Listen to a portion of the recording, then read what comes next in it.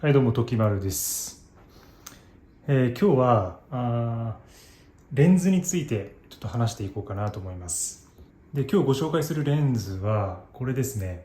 ライカの、バリオエルマリート2470。はい、僕その撮影のシステムももうだいぶ今簡略化していて、ノートにですね、いろいろ写真のことはもうまとめてるので、だいたいそっちに結構詳しく変えてるので、ちょっと動画の方では、なんかちょっとノリというか、もうスペックとかはもう大体他のいろんな紹介動画とか優れた動画あると思うので、ちょっとなんか僕の視点でこの2470について、ちょっと話してみたいと思います。でまず、ズームレンズですね。一番、標準ズームと言われる 24mm から 70mm まで、だいたい短いのでもう一つ、1635 16mm から 35mm まで、それから70200っていう70から200ミリまでのレンズが、だいたいその3つがズームレンズの主役なんですけど、その中の一番標準域ですね。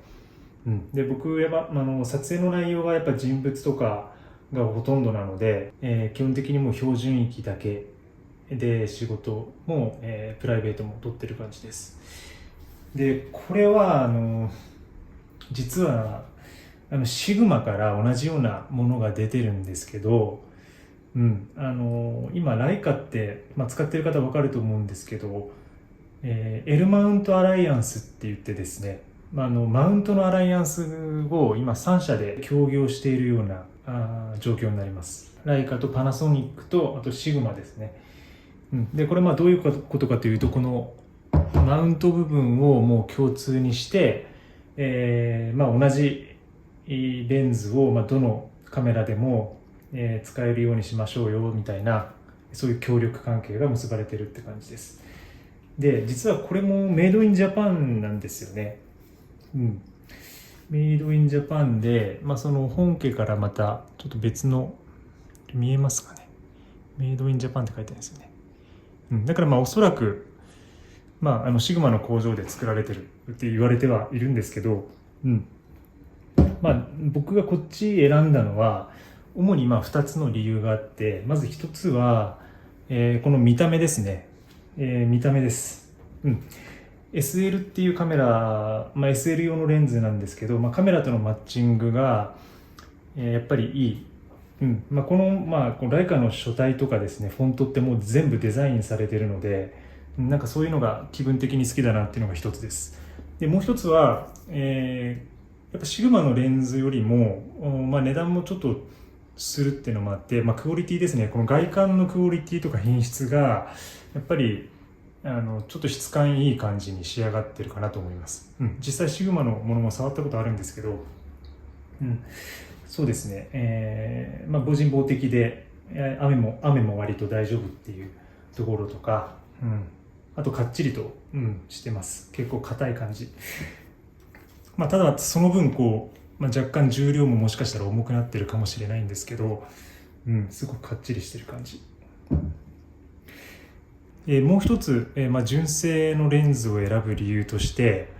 今はそんなにないと思うんですけど、僕は昔ですね、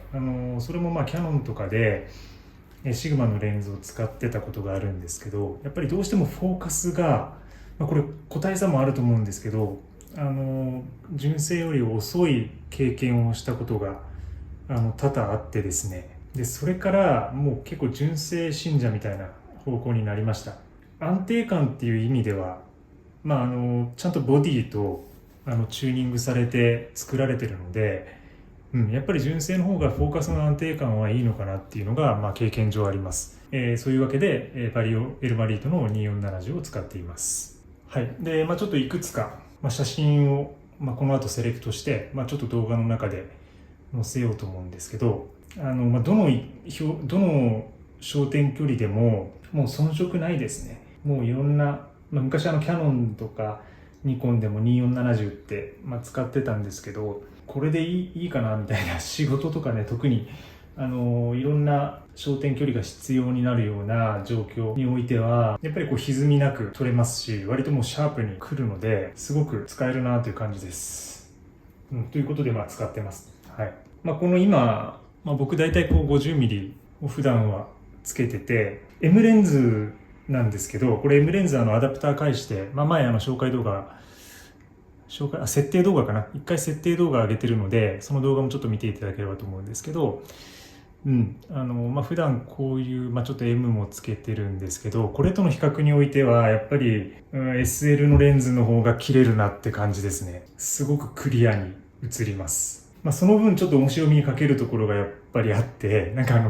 これちょっと不思議な話なんですけど、綺麗すぎるとなんか嫌なんですよね。多分フィルムの時代からこうやってきて、こうフィルム面ってこうたゆんでたりとかして、結局そのレンズがクリアでも割とこう歪んでるんですよ。画面が歪むんですけど、そういうちょっとこう機械的というかアナログ的なところ要素がやっぱりこの M レンズは強い気がします。それはマニュアルフォーカスっていうところが大きなところではあると思うんですけど、あともう出てる年数も古いので、このコーティングもですね、おそらく昔向きというか多分フィルム向きの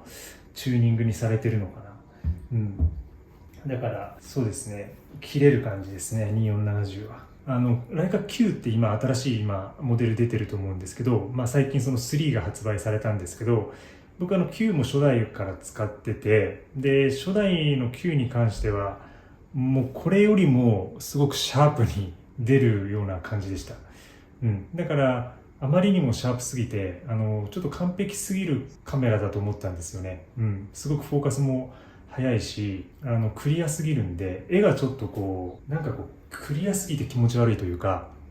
そういうこともあってこの M レンズを結構常用してるんですけど、これにだから SL つけると割とそういうちょっと Q っぽいというか、Q ほどスムースではないんですけど、よくある普通のデジタルカメラの、写り、クリアでシャープな写りするので、そういう仕事ではすごいそういう側面が求められる仕事に関してはいいとは思うんですけど、そういう自分の生活撮ったりとか、旅で撮ったりとか作品的なものを作るにあたっては、やっぱりマニュアルの方が好きかなって感じですね。でちょっとつけてみるか。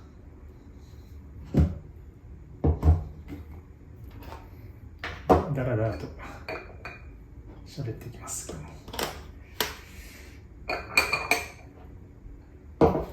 でね、もう一つね、いいところあった。これはもうこのメモリがもう24355070っていう多分こうライカならではの、いわゆるこうライカの標準的な焦点距離をもうしっかりこう分かりやすく出してくれてますよね。だからこれっておそらくそのズームレンズなんだけど単焦点レンズ的に使うユーザビリティがここでこう確保されてると僕思ってて、これどういうことかというと、その 24mm で撮りたい時は24のままでいくじゃないですか。でこれ35の時はもう35にきっちり合わせて、で35で撮っていく、35mm レンズをつけてる感覚になるんですよね。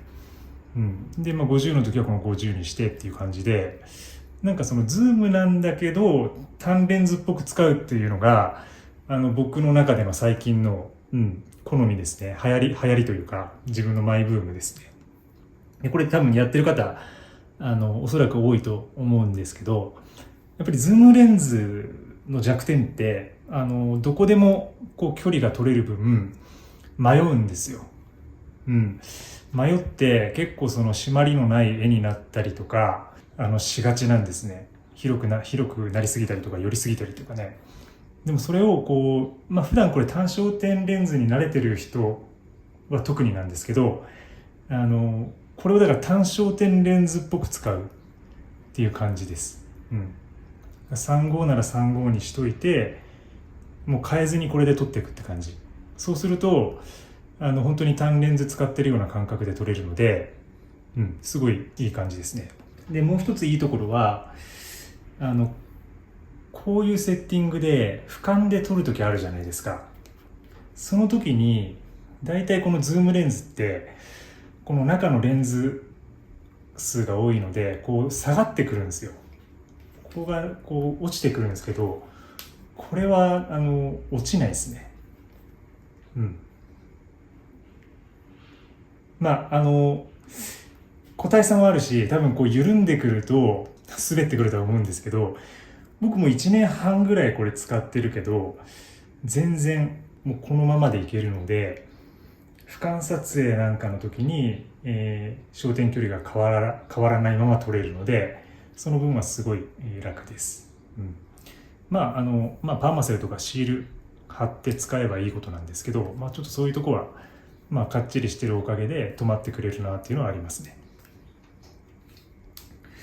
でもう一つ僕好きなところがあって、これ分かりますか？ここに焦点距離が出てますよね。これだからレンズの焦点距離がここに出るんですよ。でこれ今から動かしますね。動かすともうそのままこうミリ数がこう変わるの分かりますか？変わってますよね。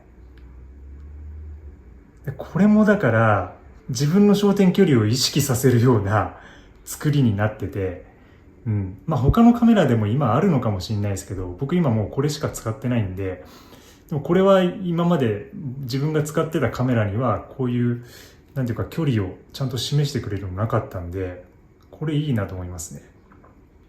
だから例えば28ミリっぽい感じで28ミリで撮るんだったら28ミリにできるし、すぐここで35ミリとか、なんか正確に本当に1ミリ単位で合わせられると。でしかもこれ EXIF に残るんですよ。写真のデータに残るので、例えばライトルームに全部ぶち込んだりして、その後35ミリの焦点距離で検索したりとか、っていう使い方もできるんで、これはですねなかなかいいポイントだなと思います。